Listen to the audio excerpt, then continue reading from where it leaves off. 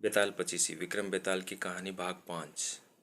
इस बार कहानी का शीर्षक है असली वर कौन। कई बार बेताल को अपने साथ ले जाने की असफल कोशिश के बावजूद राजा विक्रमादित्य ने हार नहीं मानी थी।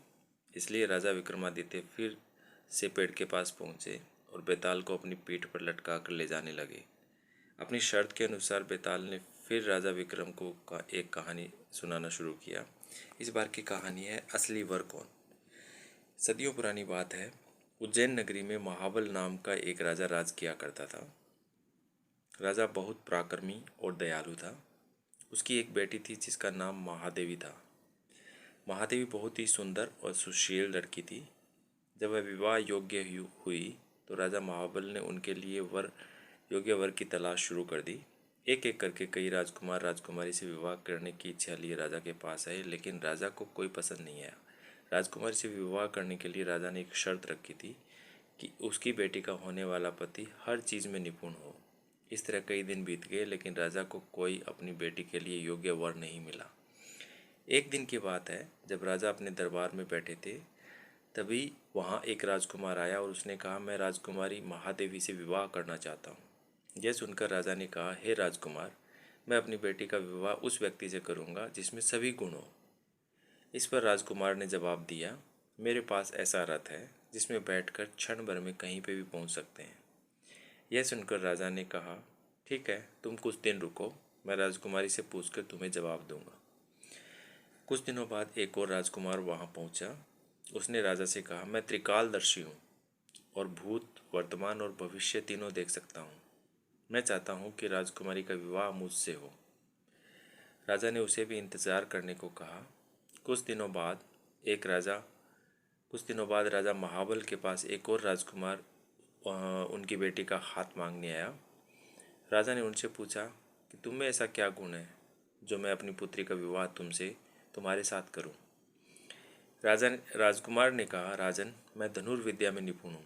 मेरे जैसा धनुर्धर दूर दूर तक कोई नहीं है।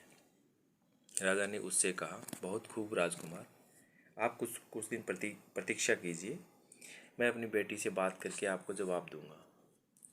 अब राजा असमंजस में पड़ गया था कि तीनों राजकुमार गुणवान हैं, लेकिन वह तीनों से तो राजकुमारी की शादी नहीं कर सकता। तो अब सवाल यह था कि राजकुमारी का विवाह किससे होना चाहिए। वहीं दूसरी ओर एक भयानक राक्षस राजकुमारी महादेवी पर नज़र लगाए बैठा था और एक दिन मौका मिलते ही वह राजकुमारी को उठा ले गया।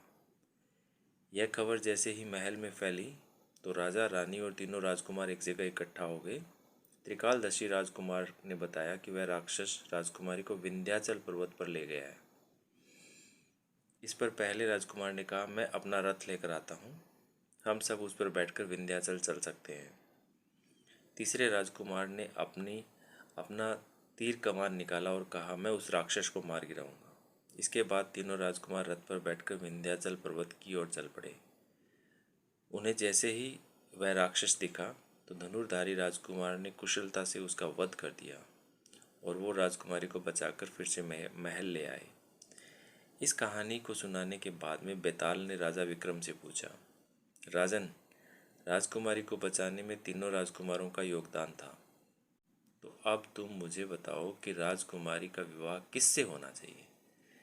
राजन, मैंने सुना है कि तू हमेशा न्याय करता है, जल्दी उतर दे, वरना मैं तेरे सर के टुकड़े टुकड़े कर दूंगा। इस पर राजा विक्रमादित्य ने उत्तर दिया कि राजकुमारी का विवाह धनुर्धारी राजकुमार से होना चाहिए, क्योंकि उसने राक्षस से लड़ाई करके राजकुमारी को बचाया। बाकी दोनों राजकुमारों ने तो केवल उसकी मदद की। बस फिर क्या था, जैसे ही राजा बोला, बेताल उसकी पीठ से उड़कर फिर से पेड़ पर जा लटका। कहानी से हमें क्या सीख मिलती है?